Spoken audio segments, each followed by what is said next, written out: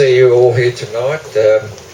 Got my groupies down the front here. They've just been let out of the rest home, I believe. Thank you very much for coming. A couple up to the back. Just this is my first time on stage. The last time I can, or my second time I should say.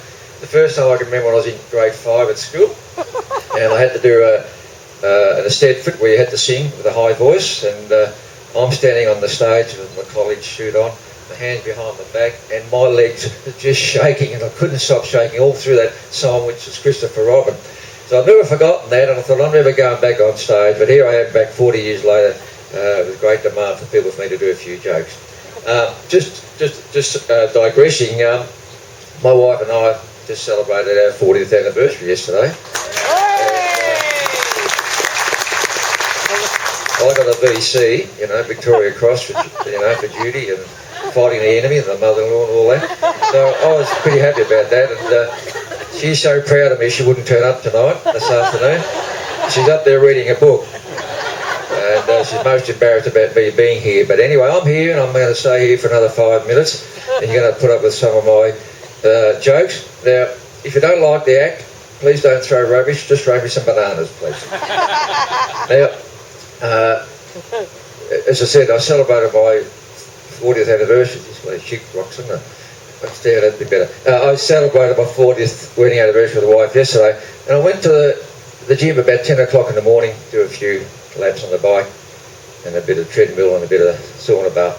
When I came back, the wife's standing in there in the bedroom, and she's got this lovely lingerie on and a rope tied around her.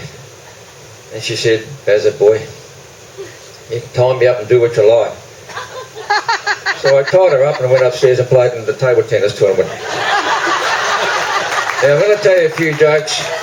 I've never done this before, but I've got a few ethnic jokes. I hope you people don't get offended, but I'm going to tell a Jewish joke, an Indigenous joke, an Australian one, an American joke, and a lot of Irish jokes. My favourite jokes, of course, are Irish because I'm Irish descent, being a Keogh. The Jewish joke goes like this. There's two little Jews walking down the street, and one picked up a play packet on the ground, full of $50 notes. And the other bloke said, "Isaac, you're so lucky." And the other bloke said, "Bullshit, look at the tax I got to pay." So the American joke is a little girl got a bike for Christmas, and a big copper on the horse spotted this girl riding this bike. And the big burly cop riding on the horse said to the girl, "Did you get that bike from Santa?" She said, "Yes." He said, "Well, next year you tell Santa to put a lantern or a light on the back of it." And he fined her $5. And the little girl said to the copper, "Did Santa give you that horse?" She said, and the copper just chuckled, "Yeah, of course." Well, he said, "You tell Santa next year when you get a horse to put the dick under the horse and not on top of it." Now,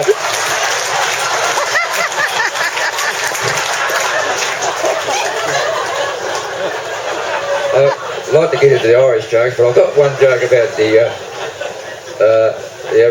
Aboriginal young fellow up in Broome.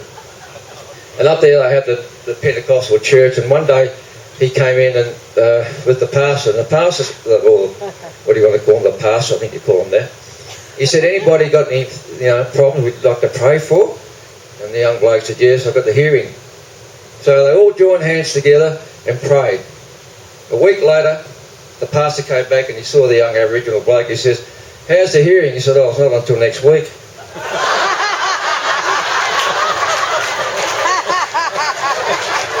Now, I've done the Jewish joke, I've done the American joke, I've done the Australian joke. Now let's get into the real stuff, the Irish jokes.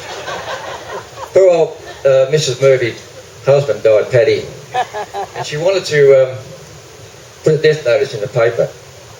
So she decides to go to the Dublin Times, and she rocks up at the desk and said to the chap behind the desk, "Look, I'd like to put a notice in the death notice." She said, "Oh, that'll be £1 a word."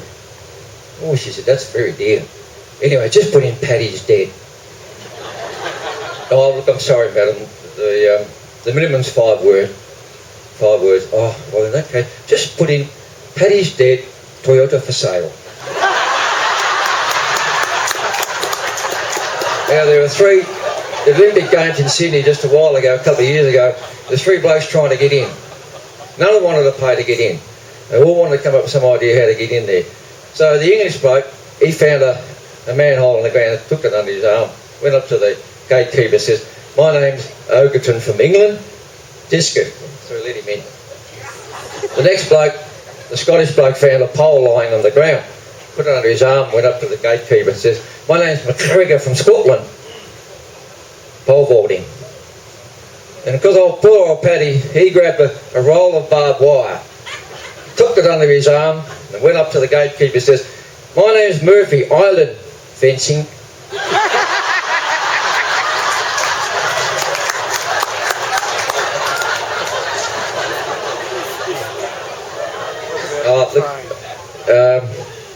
I'll get you a bit lost here. I'm trying to think of some of the jokes, but there's another one there, you may like it. It's another Irish joke. Paddy's in the bar, and the barkeeper could see Paddy's had a few. Thought I'll take a mickey out of him. He said to Paddy, "If I gave you two rabbits, a pair of rabbits, and a couple of rabbits, how many would you have?" He said, 7. He said, "No, look, listen. If I gave you 2 rabbits, a couple of rabbits, and a pair of rabbits, how many would you have?" He said, 7.